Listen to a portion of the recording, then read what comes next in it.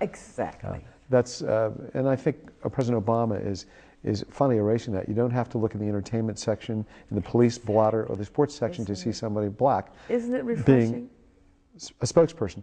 I remember when Kofi Annan became head of the United Nations, all of a sudden the level of attention to the United Nations wasn't as great as it was before. Nelson Mandela pointed that out. You can't ignore the President of the United States. No. Just can't ignore it. And the reception that he gets around the world really restores faith and confidence. And I think it's an era whose time has come. Yes. I mean, we have just pushed every button, and all of a sudden, when we didn't realize we were pushing the button, there he was. And Bobby Kennedy in the 60s said in 40 years he thought there would be a black president. But the joke that was popular in 1984 when Jesse Jackson ran, that a black person, a Jewish person, and a woman all had an audience with God.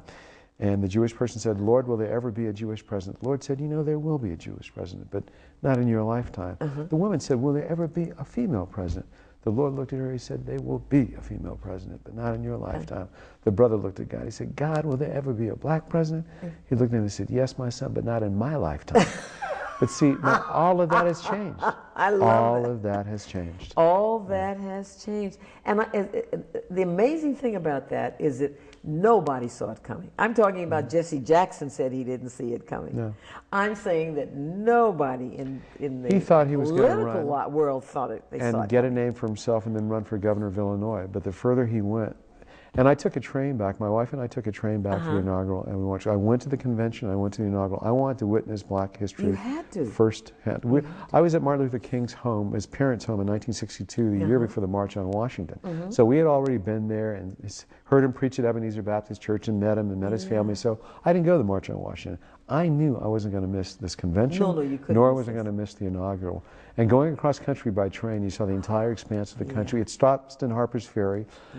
We stopped in Chicago, stopped in Harper's Ferry. We got there, got up at 6 o'clock in the morning. It was cold, but we wanted to be there to watch firsthand. You had to be there. Yeah, it was. And everybody I've talked to that was there said it was unforgettable.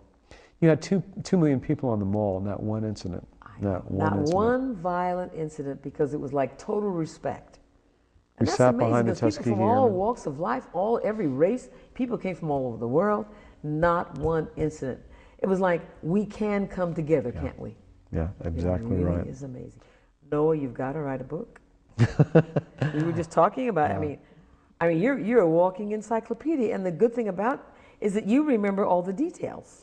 Well, it's funny, history sort of doesn't begin until after it's out of the memory of those who bore you. When my father could talk about Booker T. Washington and what it was like to work with W.B. Du Bois, have some letters from W.B. Du Bois to my dad, what it was like to work with Roy Wilkins and Martin Luther King and all that. It almost is like stories, and that's what history is, basically. It's telling stories and telling them in an interesting way and documenting them. Because so many people don't believe, who until the movie Glory came out believed that African American soldiers played such a significant role in the Civil War. There were 197,000 black soldiers, 87,000 black soldiers who fought in the Civil War. Now at 10th and U in Washington, D.C., there's a monument to the 10,000 African American soldiers and their white officers. But, you know, with the movie Birth of a Nation, we were left out of that and slandered and biased.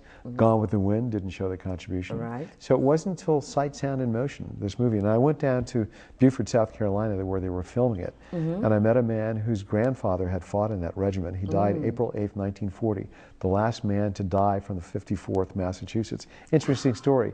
He refused to sing My Country 'Tis of Thee and was kicked out of school, and so he was too afraid to go home, so he joined the regiment. The first battle was in Darien, Georgia.